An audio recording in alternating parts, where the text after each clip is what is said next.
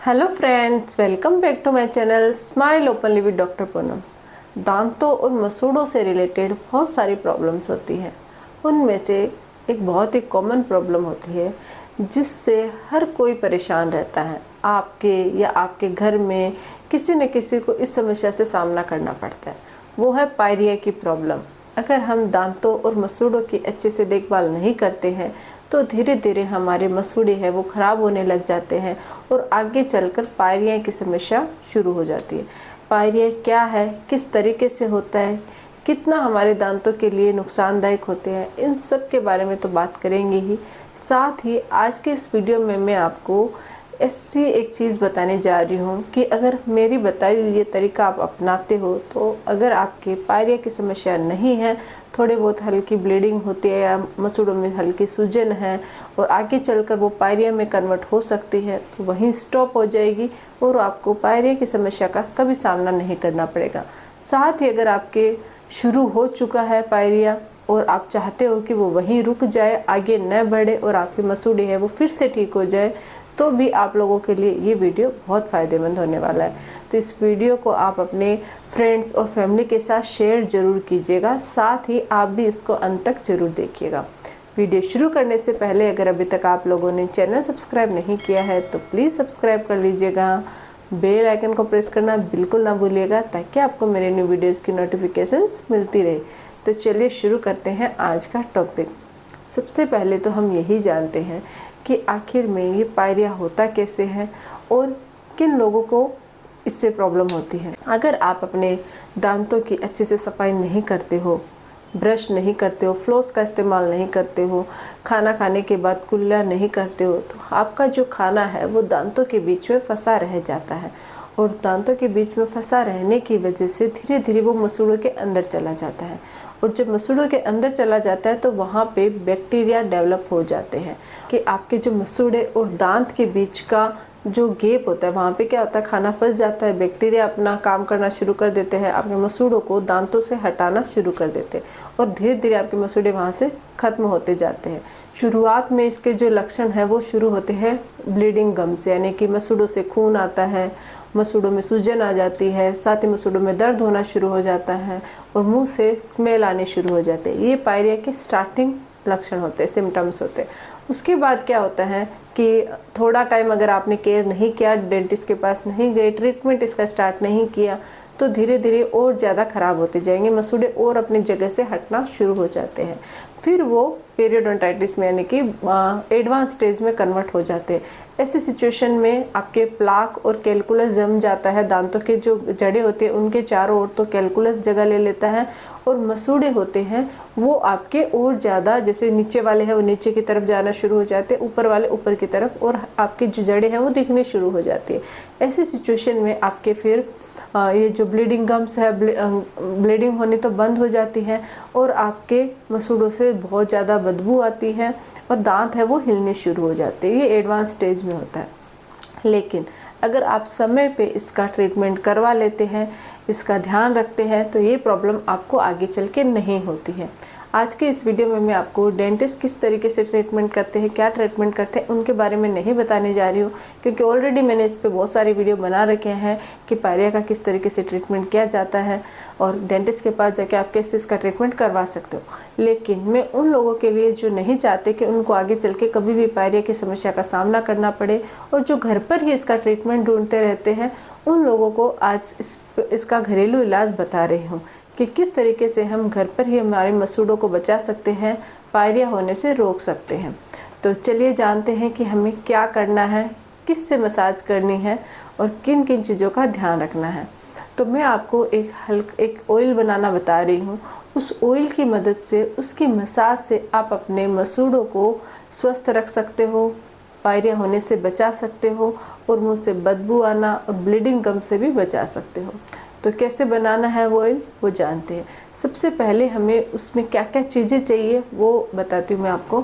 First है नीम के पत्ते, हमें कुछ ताज़ा नीम की पत्तियों की ज़रूरत है। दूसरा है हमें सरसों का तेल चाहिए। तीसरा हमें चाहिए नमक और चौथा चाहिए हल्दी। ये 4 इंग्रेडिएंट्स मिला के हमें एक ऑयल बनाना है और उसकी मसाज से हमें हमारे मसूड़ों को स्वस्थ करना है, पायरिया की समस्या को दूर करना है। नीम के बारे में तो आप सब जानते ही हैं। अगर हम आयुर्वेद की बात करें हमारे, तो उसके अंदर नीम का दांतुन, पहले के लोग तो नीम के दांतुन से ही दांतों को ब्रश करते थे, दांतों को क्लीन करते थे, क्योंकि इसमें एंटीबैक्टीरियल, एंटी इन्फ्लेमेटरी प्रॉपर्टी होती है और ये नेचुरल तरीके से आपके दांतों और मसूड़ों को क्लीन करता है। मसूड़ों से आने वाली बदबू और जो ब्लीडिंग होती है उसको भी रोकता है। तो हमें क्या करना है, ताज़ा नीम की पत्तियाँ लेनी है और उन पत्तियों को अच्छे से वॉश कर लेना है।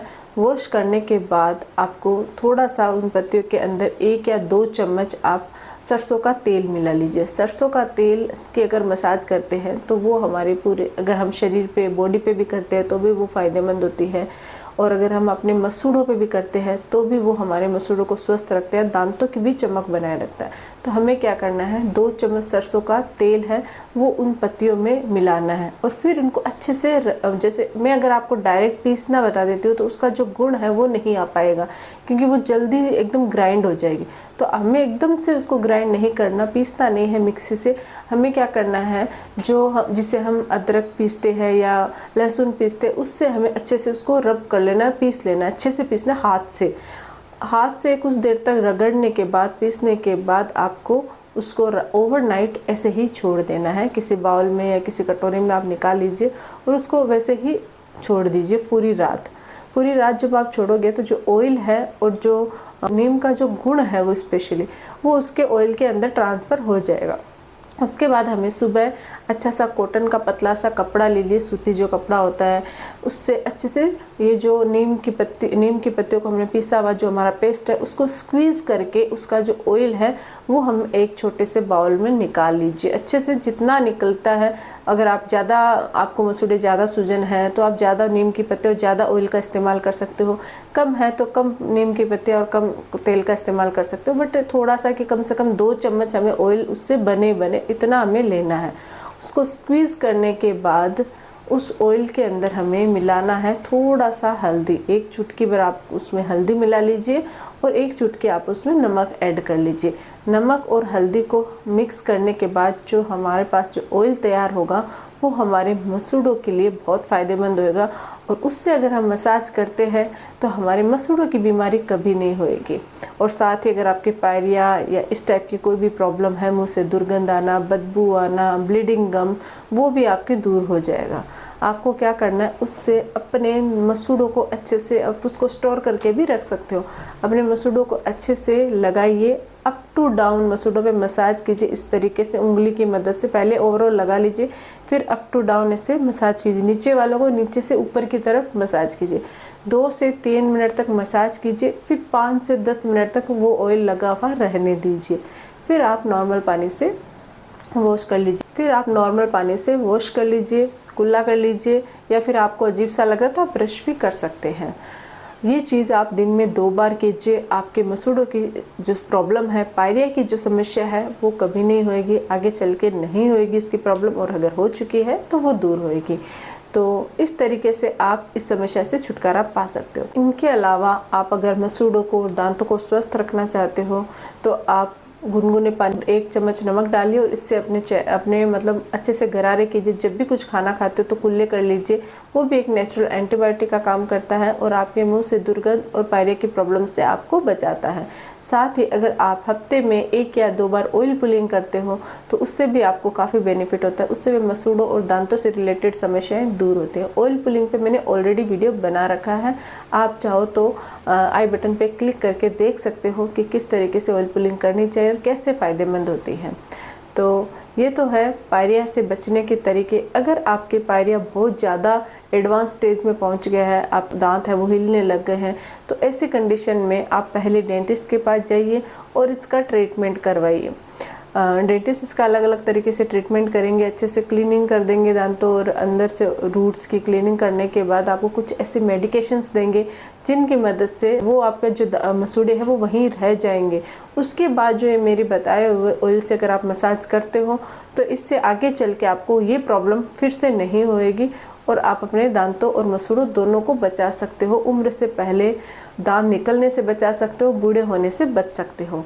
तो आई होप कि ये वीडियो आपको अच्छा लगा हो। अगर अच्छा लगे तो प्लीज़ चैनल को लाइक कीजिए, शेयर कीजिए और सब्सक्राइब जरूर कीजिएगा। Thank you.